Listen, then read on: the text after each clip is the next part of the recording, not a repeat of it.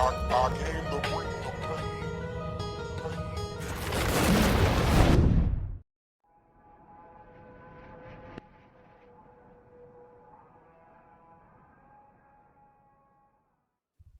Yeah.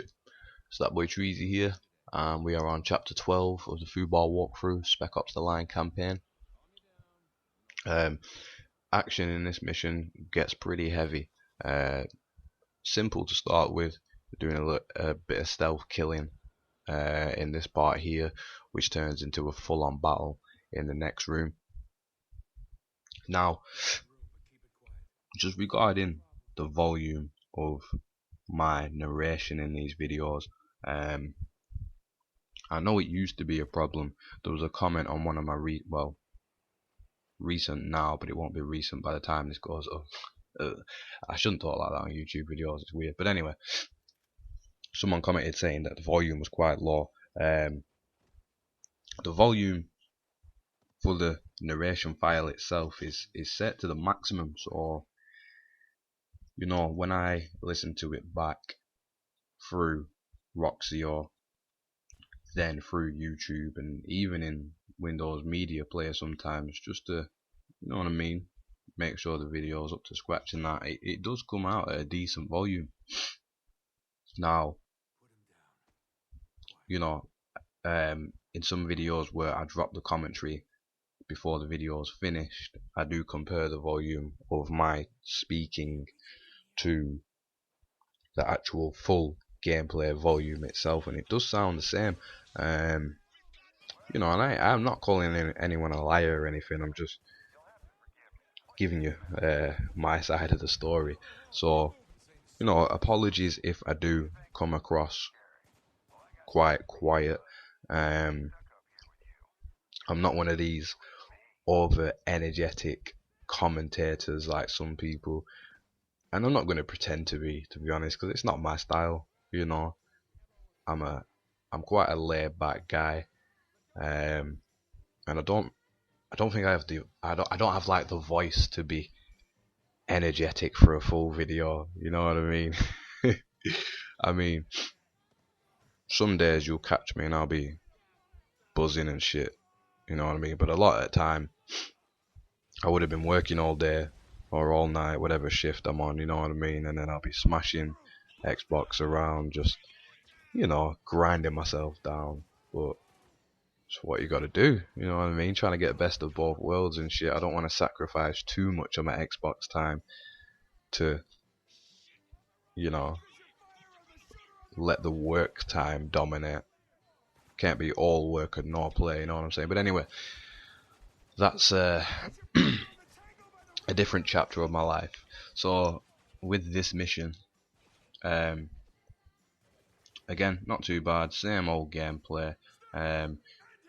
Now I took the pussy approach here. You clear this room out and the guys who appear on the roof, and then there's about 4 or 5, 6 snipers to take out. Now, you never see me getting hit by sniper shots. It doesn't happen. On the rare occasion that it has happened, it's pretty much a one-shot kill. So, you know what I mean? Don't fanny around too much out of cover. For this particular sniping part, I let Lugo pretty much nail all of them, and there's nothing wrong with doing that, you know what I mean? When he has a target that's not moving, he'll hit him every time. The only time he really struggles is when it's a moving target, you know what I'm saying? Because once he locks on, that's it. He just stays locked on, despite the fact they may have run into a building, or, you know what I mean? Something like that. Sometimes you'll issue squad commands, and even though the enemy will be long range, you'll have Adams trying to take the shots. You know what I'm saying? So, but, you know, eventually you'll come to the part where you're making your way into the radio man's studio tower, and as action packed as that part can be, that's not too hard either. It's another sniping part before you actually zip line across. Again, fairly easy. Lugo's the main man for this mission, to be honest.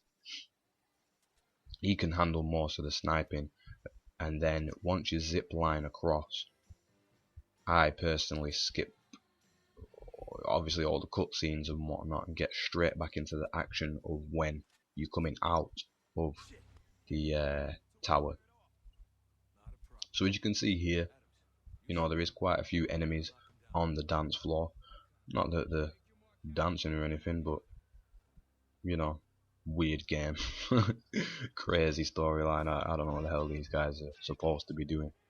But the radio man doesn't seem that bothered when they're all dropping like flies anyway.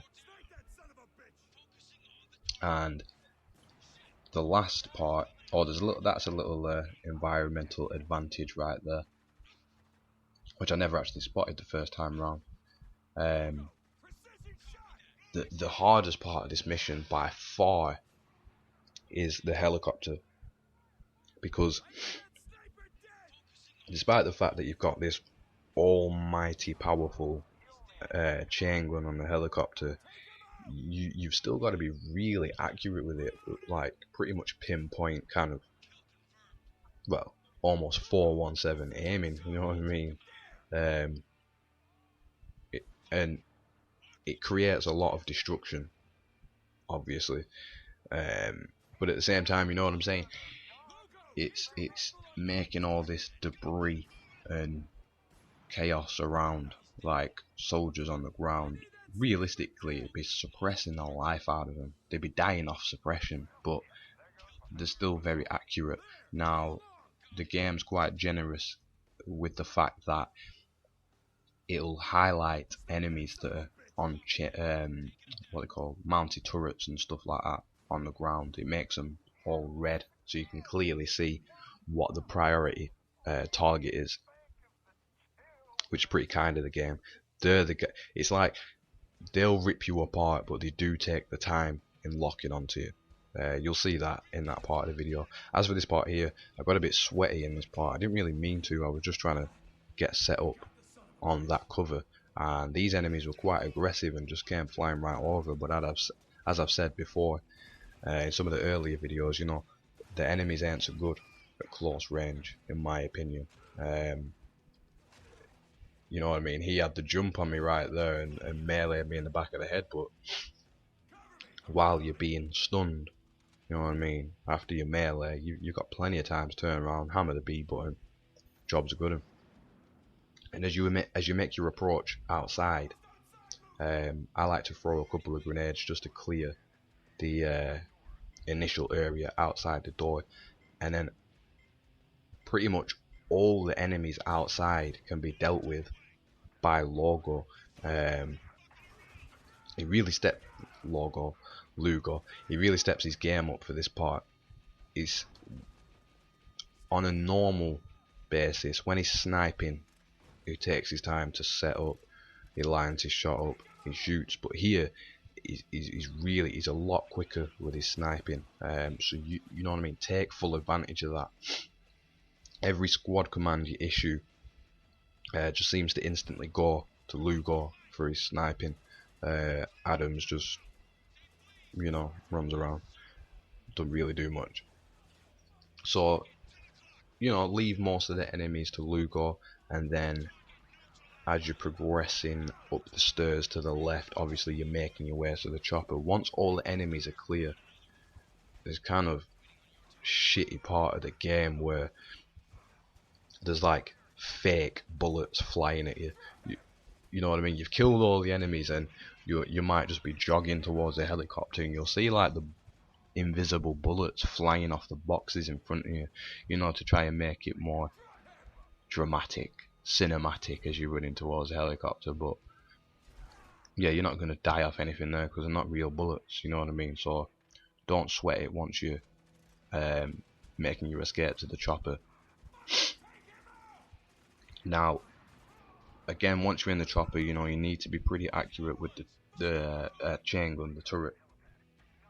Your priority every time will be the chain gun, fucking chain guns, the enemy mounted turrets. You know what I mean? They're highlighted in red, as I mentioned. As you're doing that, you need to destroy the actual radio tower itself and whatnot. Adams, the pilot, will be being told what to do by Walker and where to fly and whatnot. And it's a pretty impressive chapter. You've got the helicopter part coming up. Obviously, I'm going to let that roll. Drop the commentary before that kicks in. It's pretty straightforward what you need to do. You just need to do it. No, you just got to be really accurate, know where to shoot. Obviously, I've been through it a few times. I did fail, I'm not going to lie. The successful playthrough is really a good example of where you need to be shooting and when. You know what I'm saying? Because it's just the last part, as you're making your way, spiraling around the tower type thing. You just got to know which floors you need to be shooting at. You know what I mean? So it's not too tough. It's just you really need to hammer your targets before they get any kind of shot on you, if you know what I mean. Because you'll probably find that you won't take a lot of damage during that scene. It's just when they do get a firm lock on you, especially obviously from the turrets, you've pretty much had it. You know what I mean? Because the turret will get a lock on you, and then all of a sudden the rest of the soldiers start getting a lock on you. You know what I mean? So, but anyway, I hope this video helps. Thank you for watching, and I'll see you in the next chapter.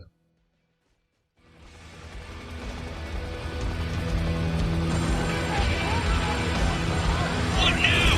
33rd don't want to leave Dubai? Fine! We'll bury them here!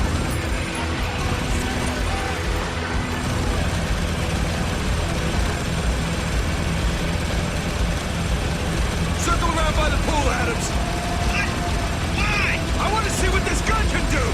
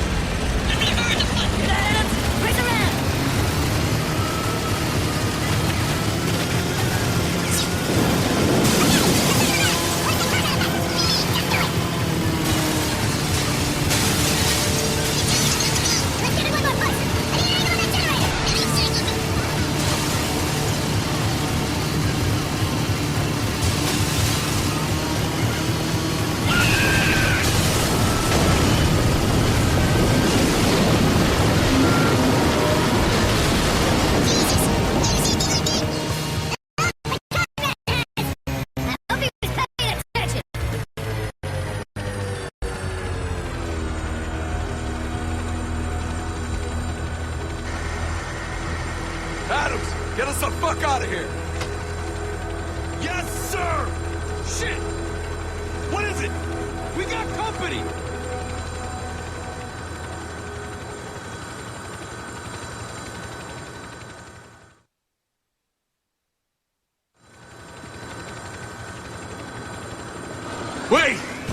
Wait, this isn't right! It's too late now! No, I mean, we did this already! What do you mean? Ah, fuck it! It's nothing! Just shake these fucking guys! You got it!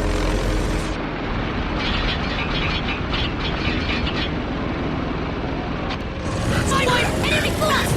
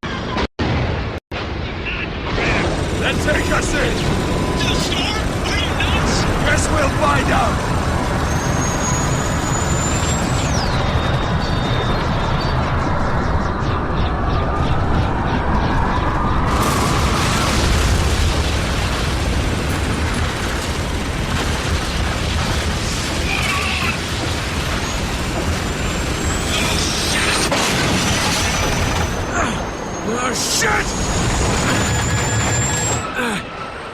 Brace for impact!